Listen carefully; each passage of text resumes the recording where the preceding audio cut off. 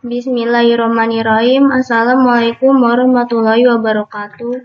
Di sini saya akan menjelaskan sistem koordinasi. Pengertian sistem koordinasi.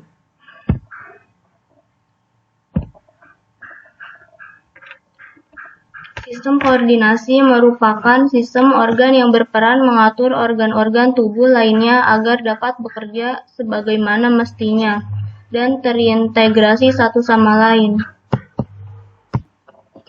Sistem koordinasi pada manusia. Sistem saraf. Sistem saraf adalah sistem organ yang terdiri oleh sel-sel saraf atau neuron dan sel-sel pendukungnya atau neuroglia. Sistem endokrin. Sistem endokrin adalah sistem kontrol kelenjar tanpa saluran yang menghasilkan hormon yang tersirkulasi di tubuh melalui aliran darah untuk memengaruhi organ-organ lain. Sistem koordinasi pada manusia. Sistem saraf. Sistem saraf memiliki ciri-ciri 1. Informasi disampaikan oleh potensial aksi atau impuls. Sistem endokrin mempunyai ciri-ciri informasi disampaikan oleh hormon. Kemudian pada sistem saraf, media sel syaraf itu sendiri. Pada sistem endokrin, media sistem peredaran darah. Pada sistem saraf, target berupa otot atau kelenjar. Kemudian pada sistem endokrin, target umumnya kelenjar lain atau molekul lain. Pada sistem saraf, bekerja cepat. Kemudian pada sistem endokrin, bekerja lambat.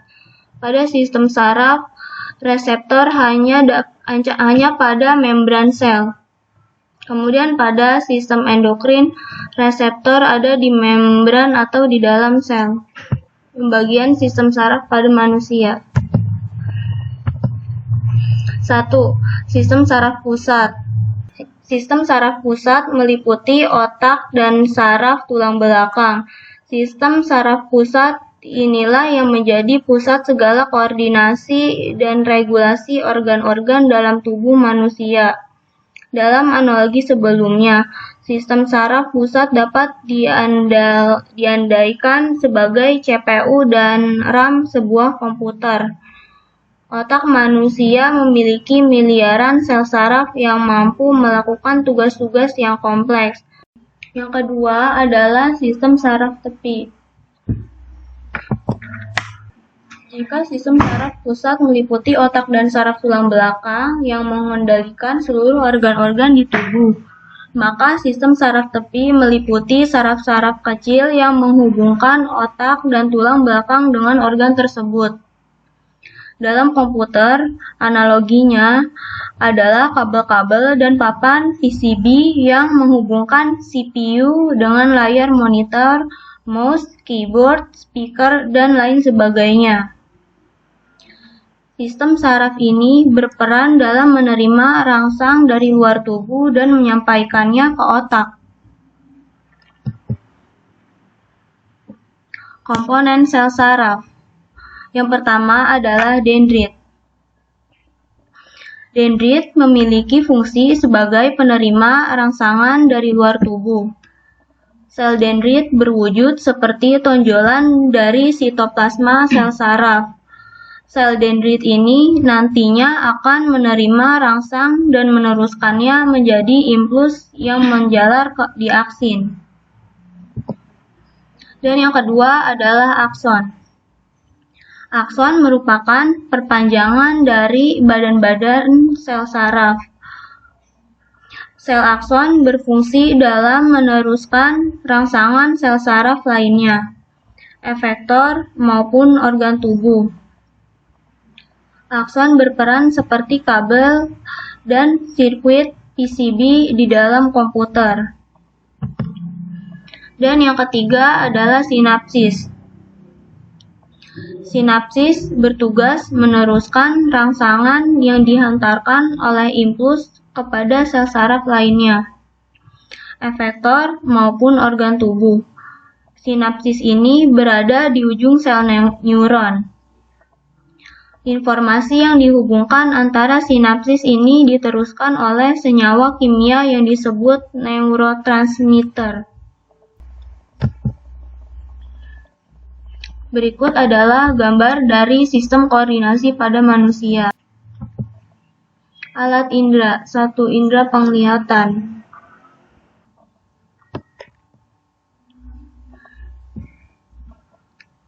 Mata digunakan sebagai alat indera penglihatan. Mata menerima rangsangan berupa cahaya, kemudian cahaya tersebut menembus kornea dan diteruskan melalui pupil.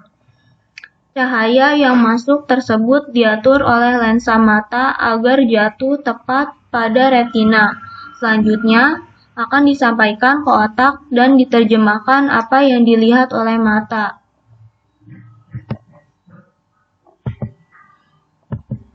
Yang kedua adalah indera pendengaran. Telinga digunakan manusia sebagai indera pendengaran. Suara membuat gendang telinga bergetar.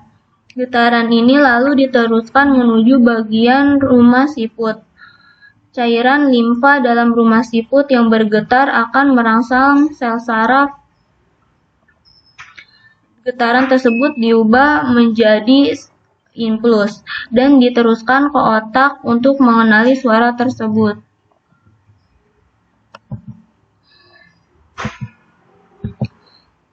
Dan yang ketiga, indera penciuman. Hidung berfungsi sebagai indera penciuman yang dapat menanggapi rangsangan berupa bau. Dalam rongga hidung terdapat sel silia. Sel silia inilah yang akan meneruskan rangsangan ke otak sehingga dapat mengenali bau tersebut.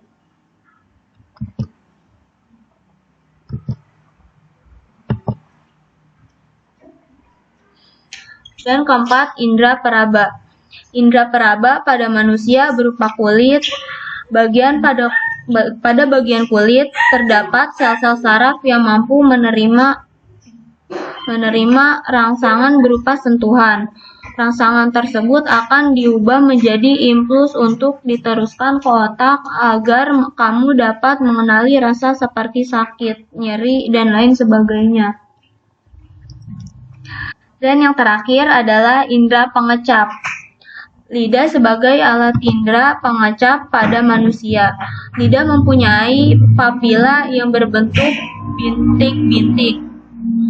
Papila inilah yang bertugas sebagai reseptor rangsangan berupa zat kimia, yang kemudian akan diteruskan ke otak lalu diterjemahkan dalam bentuk rasa. Gangguan sistem pada koordinasi manusia. Yang pertama adalah tremor. Tremor merupakan gangguan koordinasi pada manusia dengan gejala gerakan gemetar yang tidak terkendali. Biasanya, hal ini terjadi pada anggota gerak tubuh seperti tangan. Tremor pada umumnya tidak menimbulkan komplikasi khusus. Namun, kondisi ini mengganggu aktivitas sehari-hari. Yang kedua adalah Parkinson. Penyakit Parkinson ini merupakan kelainan akibat degeneratif sel saraf pada bagian otak. Sel saraf mengalami kerusakan pada bagian tertentu sehingga tidak mampu memproduksi podamin. Gejala Parkinson umumnya muncul tremor, kaku otot, dan hilangnya reaksi spontan secara bertahap. Kemudian yang ketiga, meningitis. Meningitis merupakan penyakit saraf akibat peradangan karena infeksi virus dan pola hidup yang tidak sehat. Virus ini menginfeksi selaput saraf pada otak. Pada umumnya, penyakit ini diobati dengan vaksin maupun antibiotik. Sekian dari saya, Syalafiola Belami. Mohon maaf bila ada salah kata. Wassalamualaikum warahmatullahi wabarakatuh.